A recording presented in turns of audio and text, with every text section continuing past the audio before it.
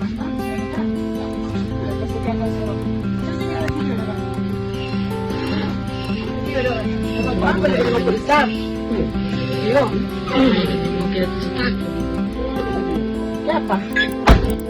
di media sosial rekaman video yang memperlihatkan istri sah pergoki suami berduaan di dalam mobil dengan wanita lain. Video viral itu salah satunya dibagikan akun Instagram @faktakamera pada Rabu 5 Juli 2023.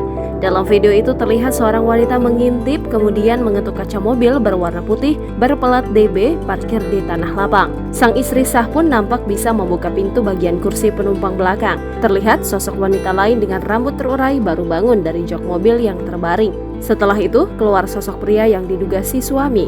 Ia mencoba menghalangi sang istri untuk bertemu dengan wanita di dalam mobil tersebut. "Kita mau ketemu dengan dia," tutur istri sah. Namun sang suami menutup pintu mobil tersebut. Pada keterangan unggahan disebutkan jika sosok pria tersebut diduga oknum anggota DPRD Minahasa Utara. Ia dipergoki sang istri saat mobil terparkir di halaman rumahnya. Sosok anggota DPRD Minahasa Utara, Frederick Runtuwene, pun langsung menjadi perbincangan hangat di media sosial.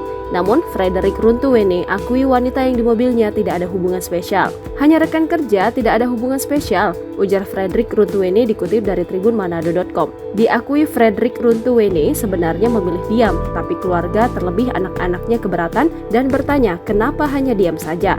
Frederick Runtuwene mengakui video viral di media sosial itu benar dan terjadi di Desa Sawangan Air Madidi, Minut pada bulan Desember tahun lalu. Kejadian itu katanya kebetulan antara Ibu Ella pulang ke Sawangan. Setelah tiba di sana, tanpa dia tahu ternyata istrinya ada di dalam rumah.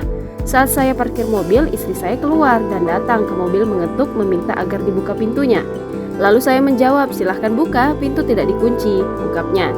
Sang istri membuka dan melihat dirinya sedang dengan wanita bernama Ella. Dalam video itu, Frederick Runtuwene bertanya apakah terlihat mereka membuat asusila, yang pasti tidak.